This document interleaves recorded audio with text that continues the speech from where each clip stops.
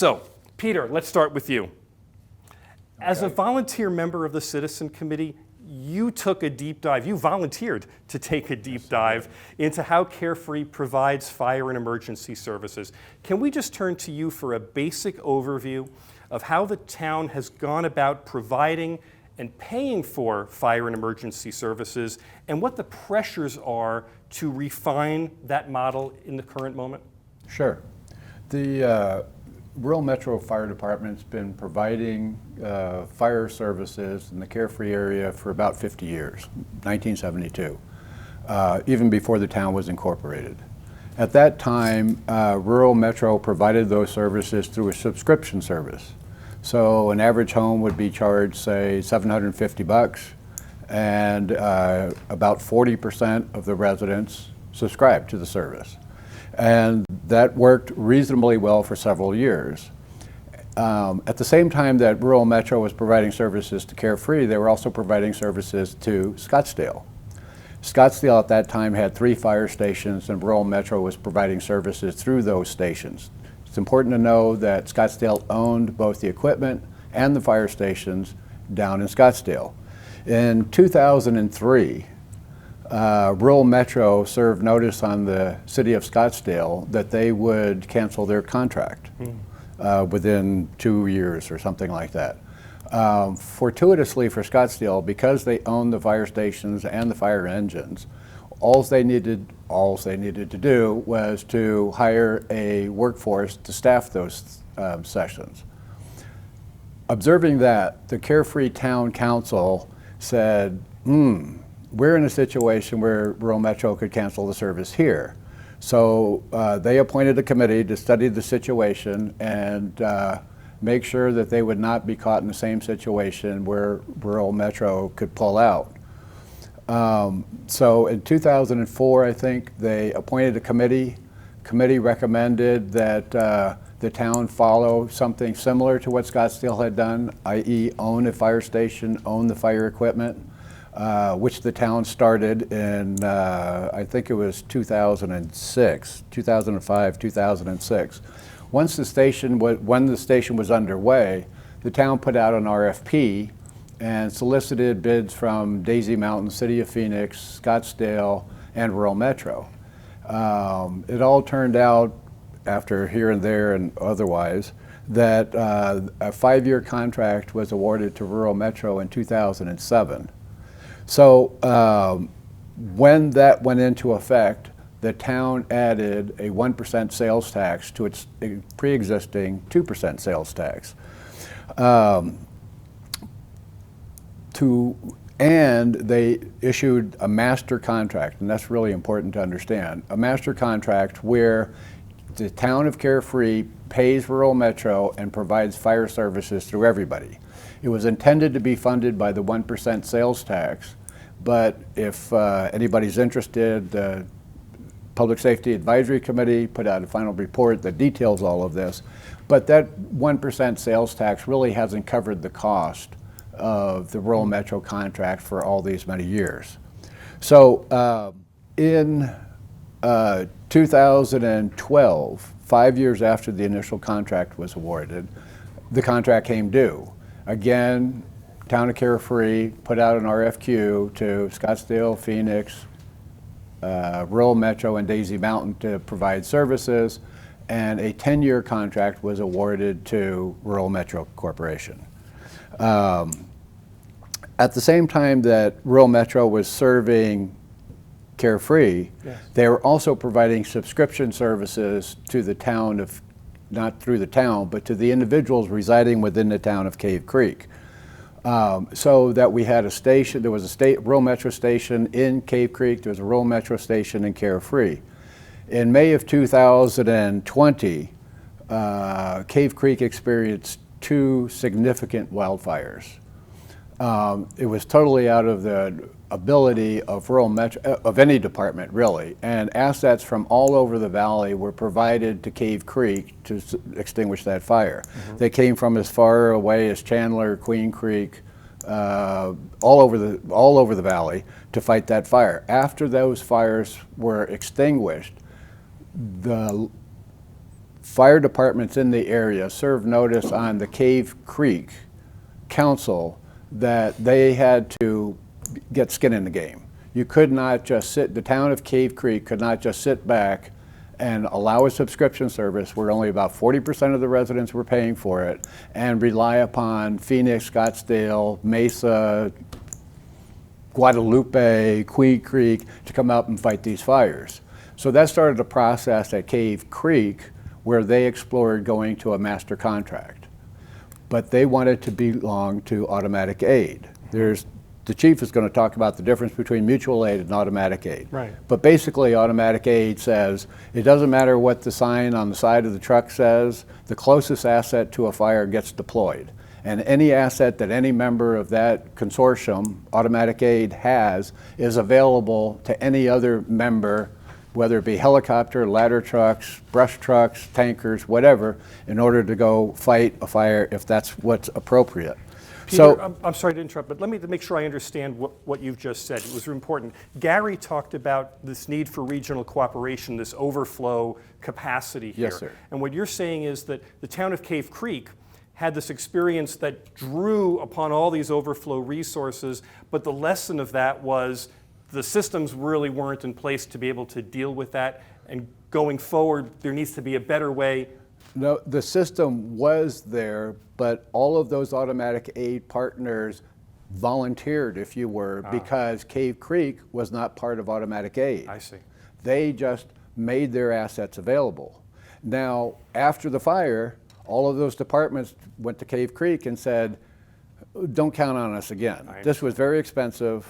A lot of money was spent, a lot of deployment was going on.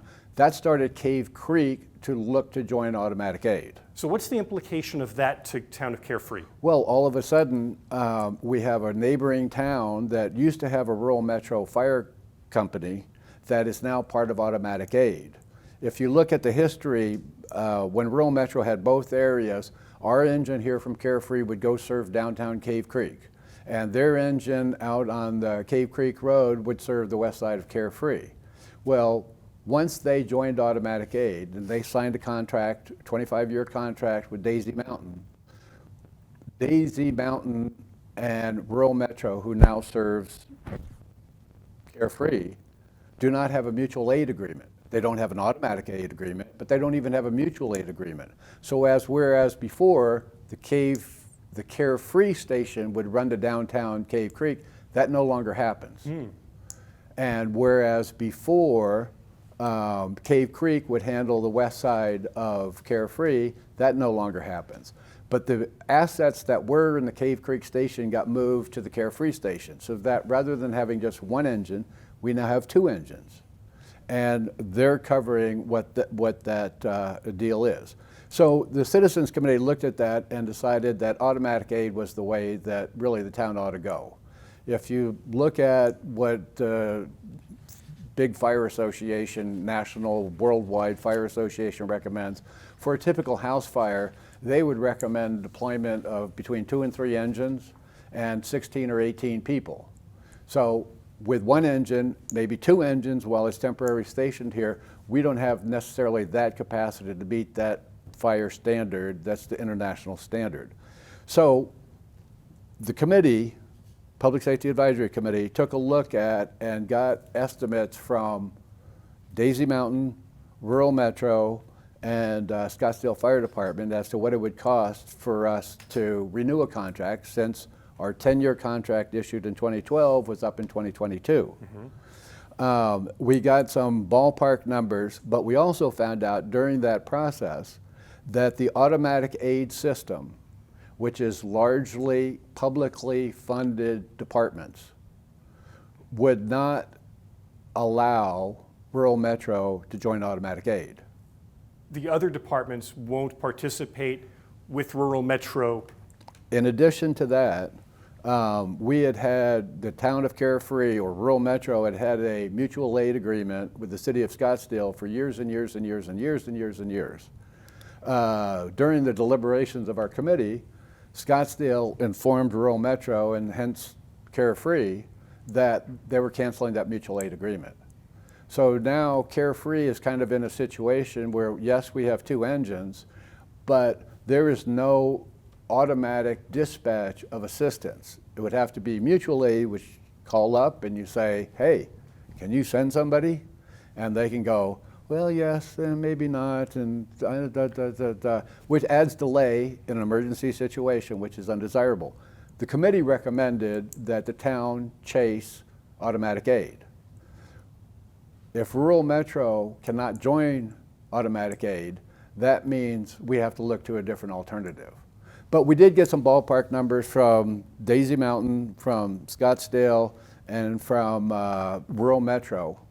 And we looked at it, and the committee was concerned because the 1% sales tax that we had issued in 2012 or 2007 was not covering our current contract. And when we looked at the estimates from the other departments, all of those estimates were significantly higher than what we were paying rural metro at the time. So the committee spent some time looking at what we could do in terms of how the finance situation looked like, and tried to get better numbers from the other departments. They were less than cooperative on that. But basically what the committee recommended to the town council was that Carefree join automatic aid. Yes. And that because we were only a citizens committee, the committee also recommended that that the town consult with an expert in fire, like a fire chief, yes, for example, and that we contract with a financial consultant, for example, and do a deeper dive into the numbers than what we had done, ultimately coming up with a recommendation as to which department, what approach to firefighting should we pursue, and two, what could we afford with or without a enhancement to revenues. Perfect. So Peter, if I understand correctly, and Gary, I might ask you just to confirm that I have my understanding here correct. The Citizens Committee looked at the fire and emergency services coverage in Carefree, and I think what I heard you say was there were two fundamental issues. One was there were financial issues, the 1% and whether that was enough to cover the cost going on here. And the second is the coverage issue and whether that's mutual aid or automatic aid, and the idea that automatic aid is immediate. Whoever is the nearest fire station will respond. Mutual aid has an extra step in there, is that what I understand? Of we'll call and see who's available to come out, but it's not automatic and it's not guaranteed. Is that, Gary, is that your understanding of that? That is correct. So automatic aid, you got to pay to play. So we're now looking at if we want to play, how do we pay? Yeah. And so that's what the exercise we're going through at this point in time. Okay, Peter, did I get your points in summary? Did I get it right? Pretty close. Okay, is there anything else that I need to ask of you to make sure we cover before we move our conversation forward? I'll chirp in at the appropriate time. Okay. Anyone else want to say that, is there anything else that Peter needs to add before we go on? Just a clarification. Yeah. The NFPA 1710, 1710, which dictates how many people show up. It's 14 people initial assignment. Unless you have a ladder truck, then it's 15. Okay, that's a level of technicality you might get into in the course of your stuff, but I imagine for everyone watching, they will have no idea what any of that means. Yeah.